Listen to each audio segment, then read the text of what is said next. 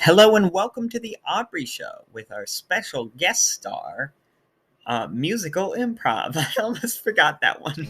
Dow, dow.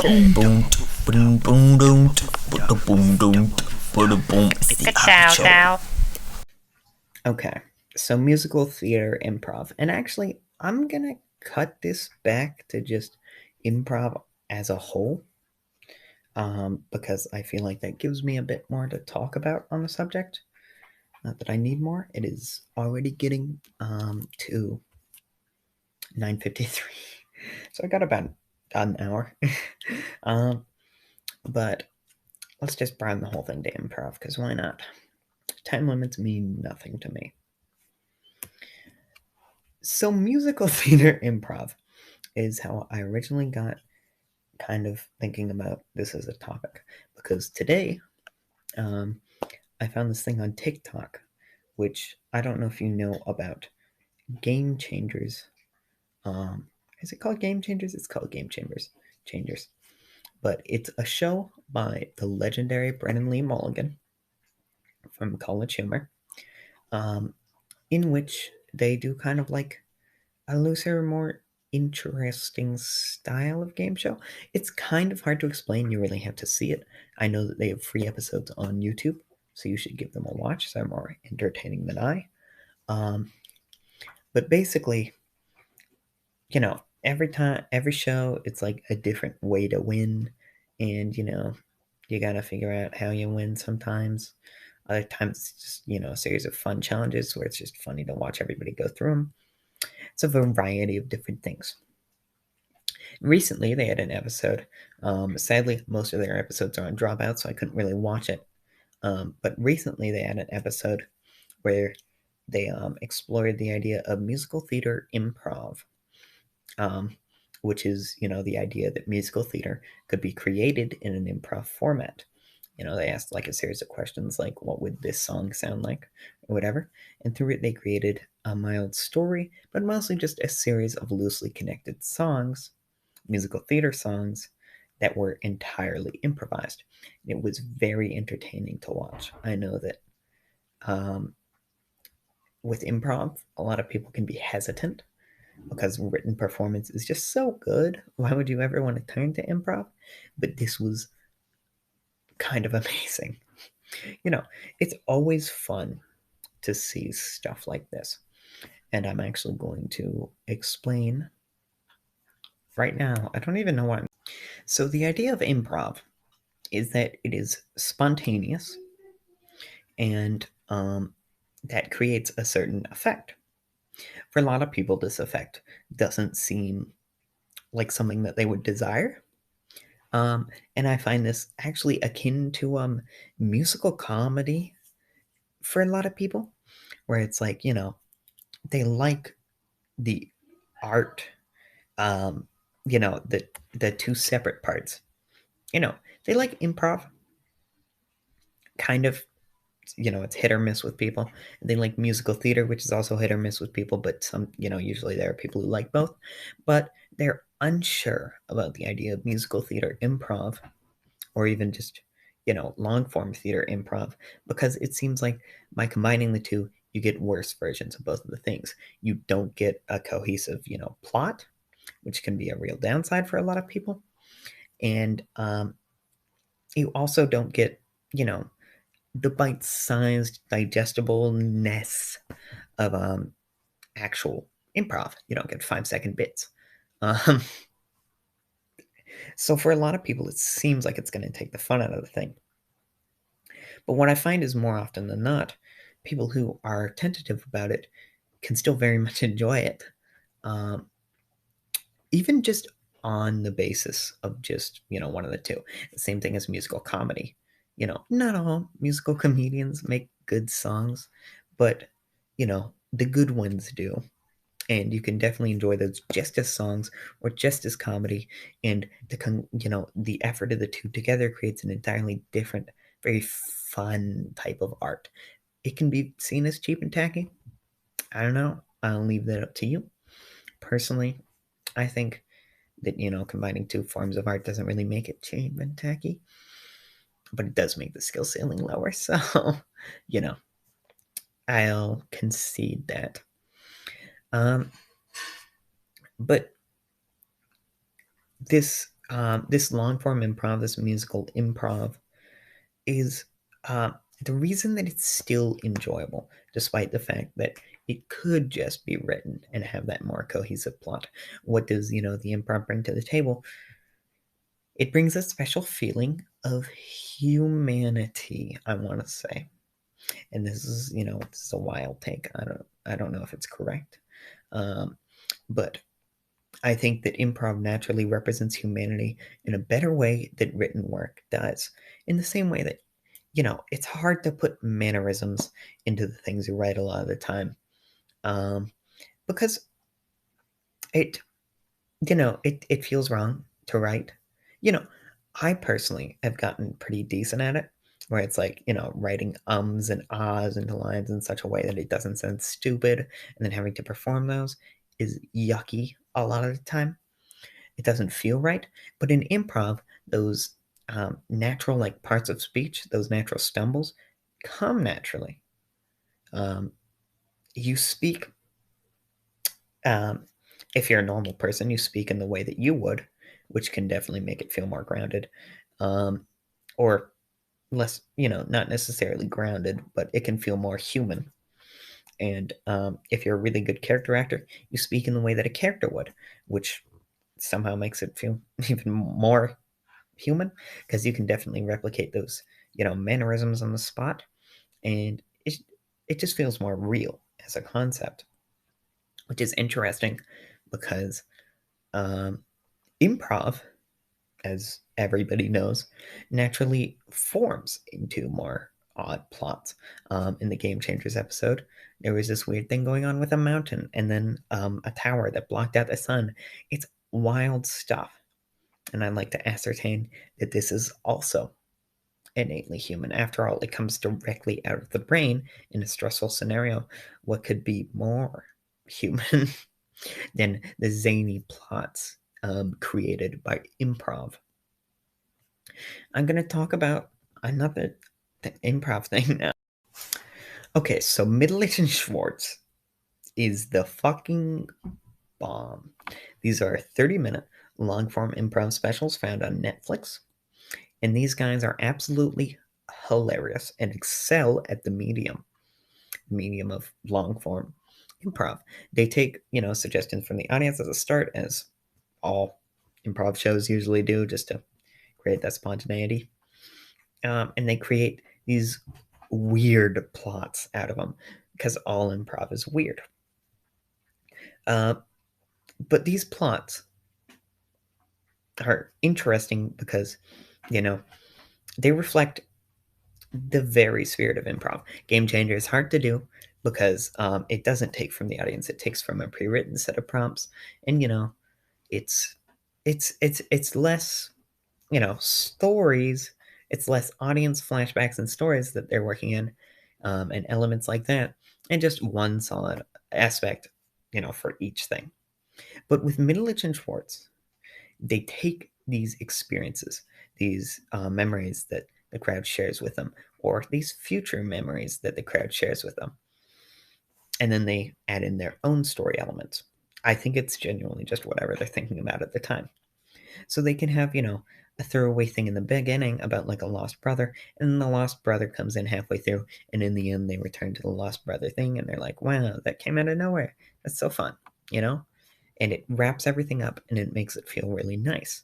These spontaneous plots, as I said, they're very improv and therefore are very, very human. I would absolutely suggest watching Middleditch and Schwartz.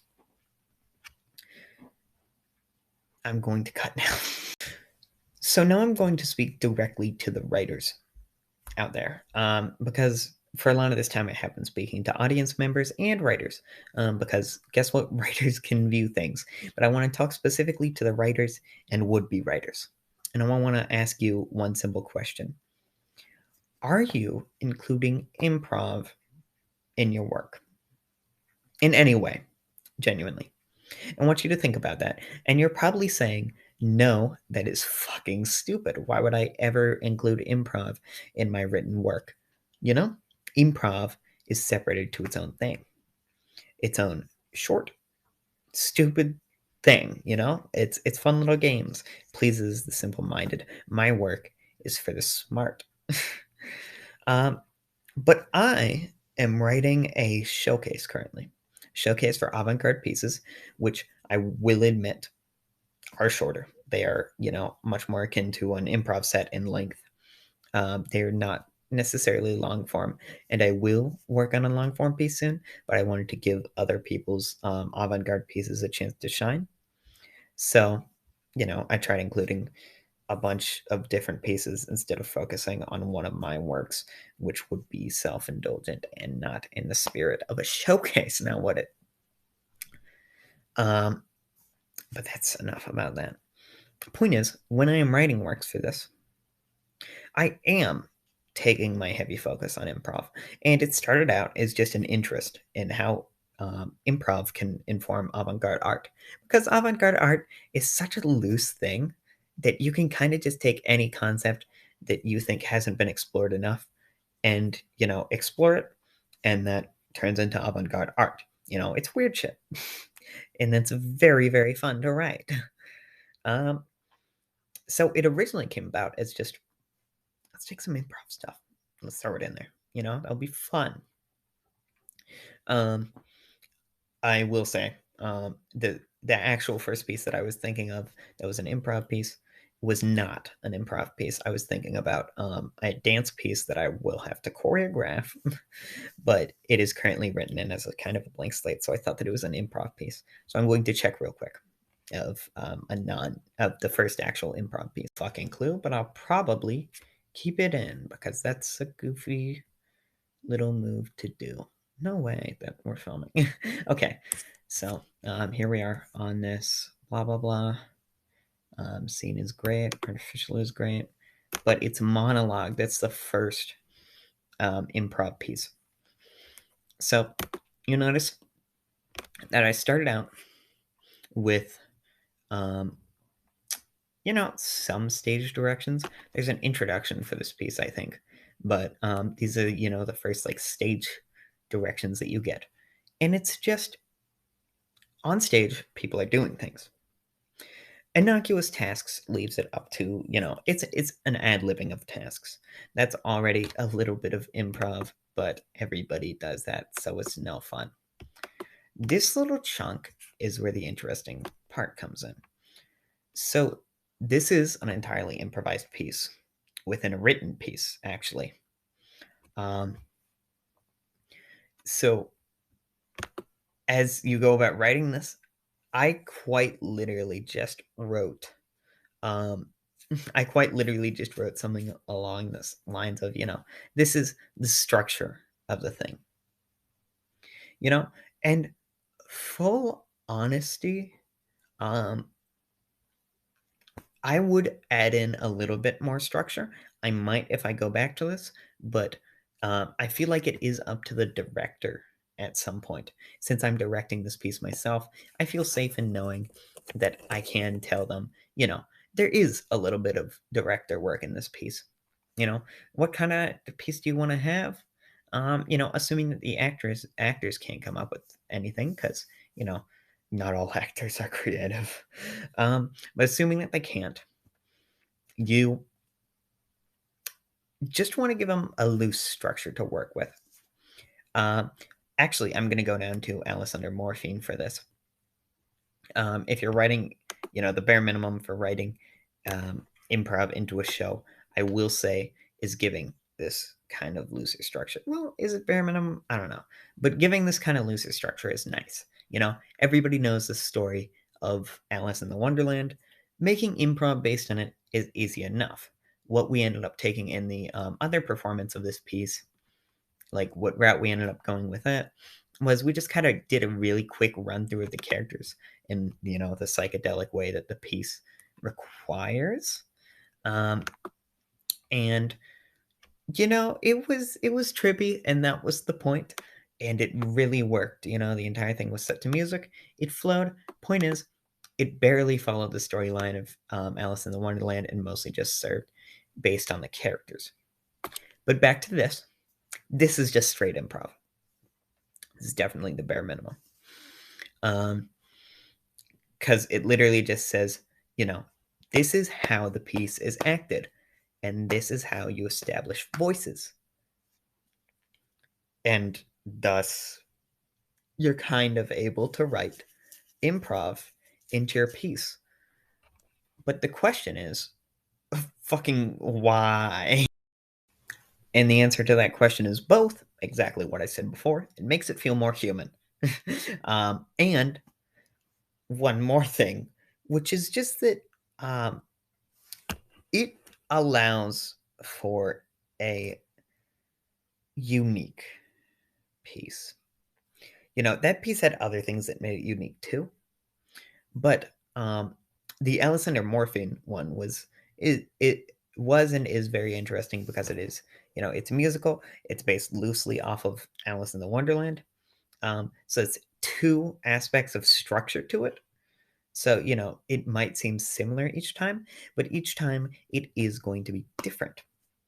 And full honesty, this just links back to the human element, you know, and it feels definitely a bit weird to, you know, say that because it's just the exact same thing that I said before.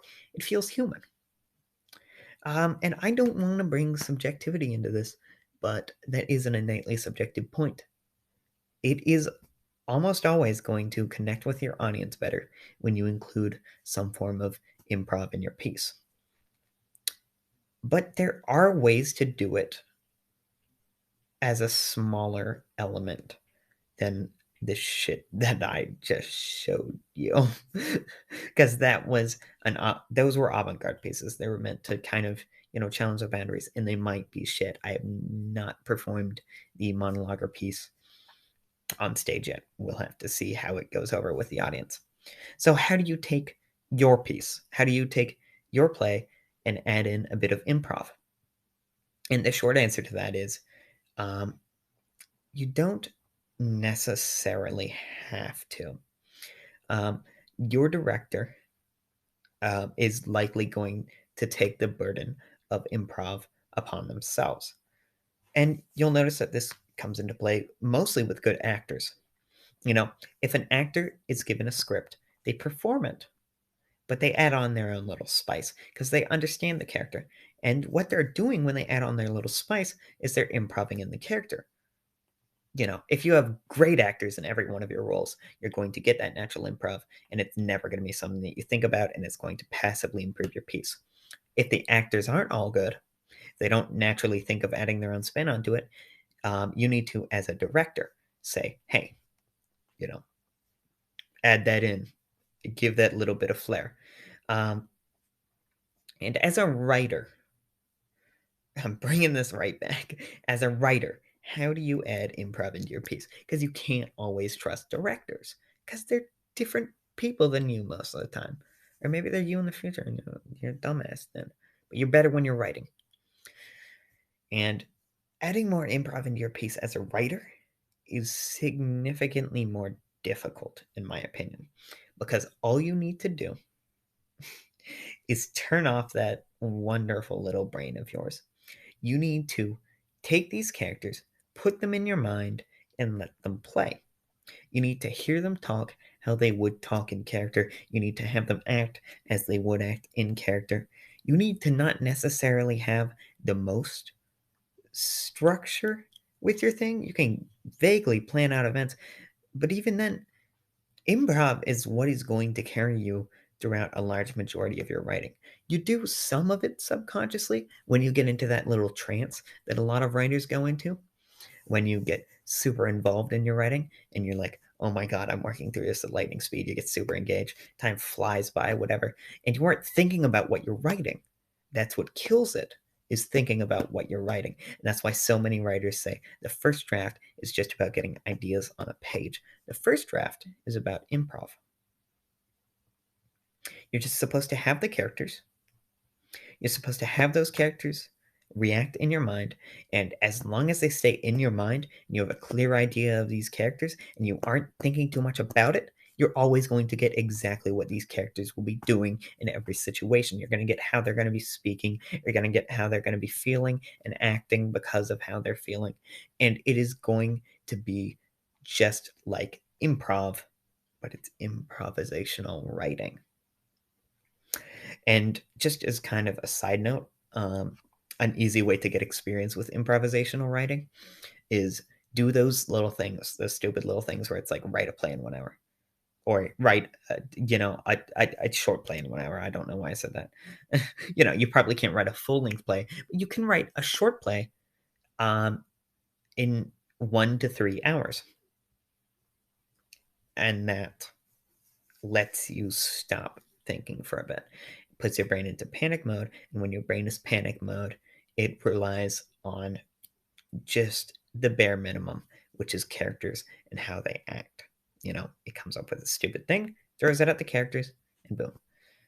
This is how they'd exactly act. That's kind of how you grow. I think that these 3 hour playwriting competitions are great, and everybody ever should do them to learn how to improv. And I think that that's genuinely all I have today for improv. Like, I talked about the topic. Fuck it. I'm doing a conclusion right now. Conclusion. Where did we go today? We talked about improv vaguely. I said that's like this about musical improv, and then I immediately took it back. We talked about improv in the game show. We talked about improv in Middleditch and Schwartz, two great examples. And then we talked about what makes improv so good to see on stage. Then we talked about my improv that I use in writing. We talked about how to implement improv into your own writing and why. And then I vaguely mentioned just now 2 3 hour play events to increase the amount of improv in your writing. Also, most writers will just naturally do improv, but not all writers do. So if you don't, or you're having a hard time with it, you can help yourself in that way. So I'm just going to dust off a couple of tips and then I'll put you out of your misery and you can all go and stop watching and get to sleep like I should be doing. It's 10:19, so here's a couple tips. A couple more tips than the 3 hour playwriting thing, because those competitions aren't always available. One, host your own 3 hour play thing. It's great. You can host things yourself, dude. Just find literally anybody else interested in the same thing. 2 people can do it. 3 people can do it. Any number of people can do it, as long as you can get them all on a Discord call and do that. 2, and people always say do short pieces to improve your writing ability. Do based pieces. Based pieces. Take a song, and this is also often done in 3 hour play competitions, but we're not going back to that. Take a song, listen to it all the way through, and then listen to it on repeat while you write like a 10-page thing about that song, a 10-page play or screenplay or whatever the fuck you write. And that is going to immediately give you great improv and writing skills and just all around writing skills. Second thing, write up some characters. Write up 3 characters. They don't necessarily have to be related. Stick them all in the same situation. Give them all one situation, and then write how they would interact. Oftentimes, all it takes is getting characters, believable characters in your own mind, or I guess not necessarily believable, but complex characters in your own mind, and then it's so easy to think about how they can interact for a lot of people.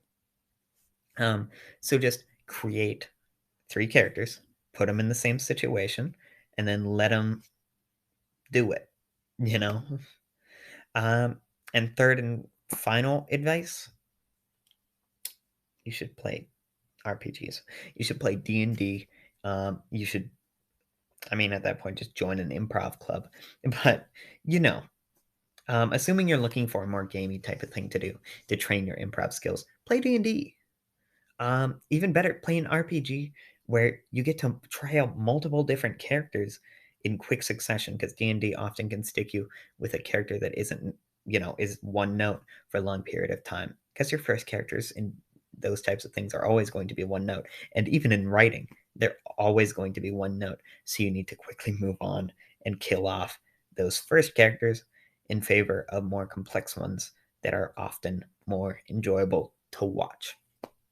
So play games like that, create Spartacus the ab-blooded, and then tell his wonderful tale, and then he dies, and you create it's Davriel the Fiend Slayer, and then maybe oftentimes I'll find that you move towards more boring characters, but with more emotional maturity, or emotional complexity that really helps them get across as characters and makes them something that you were able to truly write about without cringing at yourself afterwards. Oh, it's fine to cringe at yourself a little bit. So that's just about all of the advice on improv writing that I have to give. I'll definitely return to this later if I think about anything, because I think that it's super, super duper important for all writers. But most people just do it naturally, so I guess not really. Thank you for joining me for the Aubrey show today, and I'll see you for sure at some point, maybe. Boom boom boom boom boom boom boom boom boom boom boom boom boom boom boom boom. It's the Aubrey show.